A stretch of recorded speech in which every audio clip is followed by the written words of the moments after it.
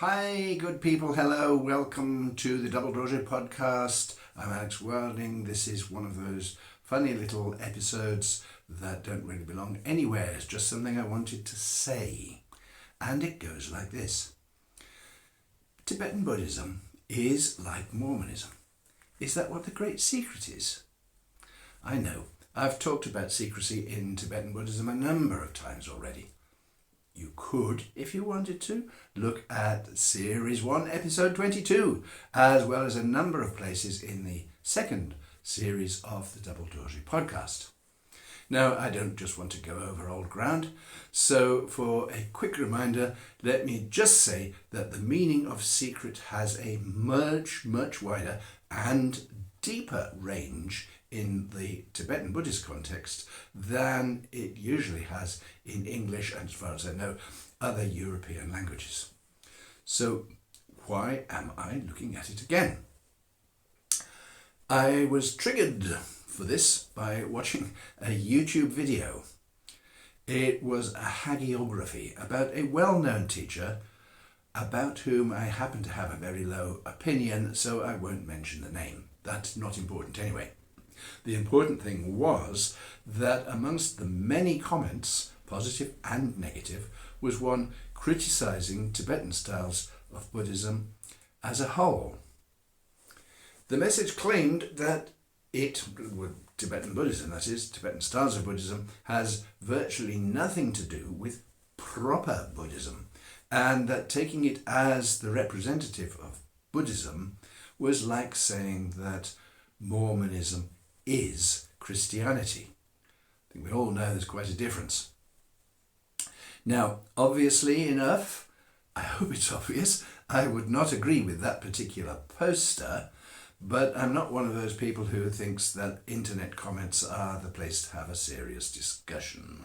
But a few minutes later, I did realise that while I would want for sure to dispute it or at least reframe the criticism, the poster did indeed have a point. The tantric approach to Buddhism really is something different.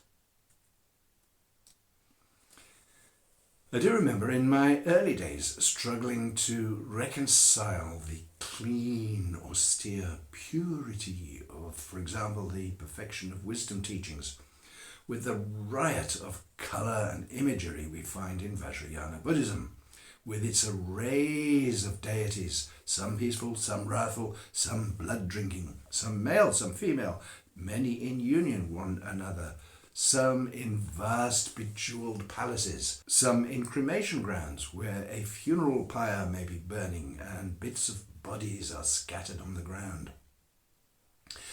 How could these be expressing the same truths, the same path, the same understanding of reality? My struggle to bring the two into harmony was not helped by some of the translations of Tibetan sources that I read, and I am sorry, I can't now remember what they were. It's been a while.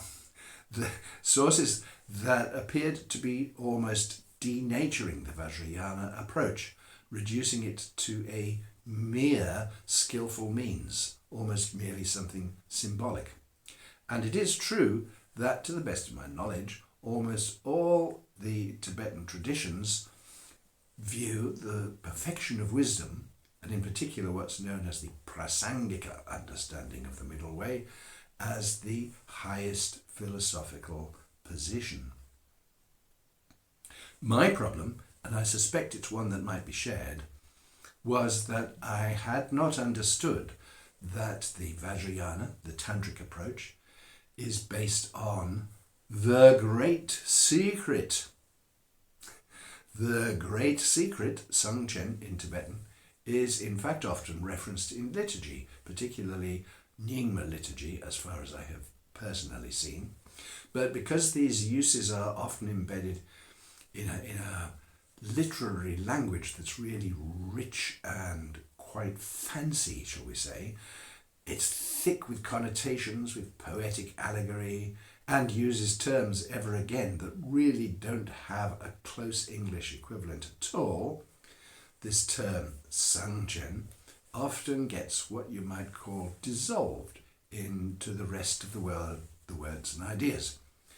The poor translators have to struggle to create an English text that covers the bases of the ideas and images referenced in the original and does so in a semi-coherent way, ideally as poetically beautiful as the original would be to a Tibetan reader. Those translators do have a hard time. But here's the thing. The great secret is not only a thing, but in many ways it's the thing. It is what distinguishes the Vajrayana, the tantric vehicle, or whichever word we use to describe this, from the other sutra-based levels and styles of teaching. The Vajrayana is, after all, also known as the secret mantra vehicle. Now, the many volumes of Chögying Tobden Dorje's masterwork, the complete Nyingma tradition from Sutra to Tantra, is practically an encyclopedia. It covers all aspects of the Buddhist path, sometimes in excruciating detail. Having used several volumes to cover the narrow vehicle and the great vehicle, he starts his discussion of the tantric vehicle, the Vajrayana, with a consideration of just what it is that makes the tantric approach different from the approach to the sutras. It's almost the golden key. On page 40 of the English translation by Gyurme Dorje of Book 15, he makes a strong statement. I'm going to quote the whole paragraph exactly so as not to fall into the trap of presenting some mealy-mouthed and supposedly easy approximation of my own making. Here we go. The term secret refers to the inconceivable mystery of the mind of all the conquerors, where cyclic existence and nirvana abide in sameness, because their abiding nature, the actual truth, is naturally pure from the beginning. Because this reality is profound and hard to fathom, it is most difficult to realize. Therefore, it is secret. He makes it clear, in other words, that while secret can mean what we usually take it to mean, here it means that the Vajrayana is secret because it is an inconceivable mystery. The families of Buddhas, male and female, peaceful and wrathful, become present spontaneously without moving from the enlightened nature of actual reality. So, yes, it's not wrong to stress the way the tantric approach doesn't go beyond the views of emptiness that we find in the sutra approach. Even less could it be said that the tantric approach is in conflict with that understanding.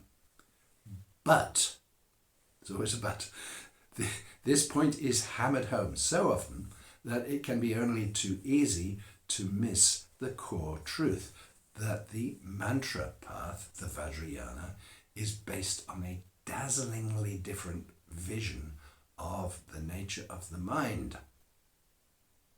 Now, that stress on emptiness, while it is beautiful, can be very abstract.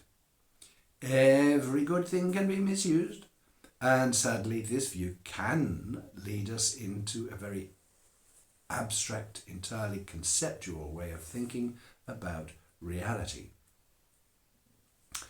Ordinary relative reality, this here, may appear, yes, or ordinary, for as long as we cling to it as being real in a way that it isn't. But when our perception is purified, these ordinary things have truly the same nature as the deities. If you say, as some very well might, that this is self-contradictory, paradoxical nonsense, then I'm not going to try and argue with you. It's something that can only be approached through experience, not through logic, and that is the traditional view. In fact, it's a perfect example of what I've seen referred to as self-secret teachings. Ordinary reality is already not just empty, but is the appearance of the dazzling mandala of enlightenment. Make sense of that if you will, if you can. It may even be more confounding and confusing than quantum physics. My own experience was that the whole Buddhist scheme fell into place in my understanding far more easily once I properly accepted the fact, hiding in plain sight as it was, that the Vajrayana approach isn't just the sutra approach in fancy clothing. It really is saying something different. And because that insight was such a help to me, I hope it might also help some of you to get over one or two hurdles. Let us hope. So, best wishes to you all, and bye.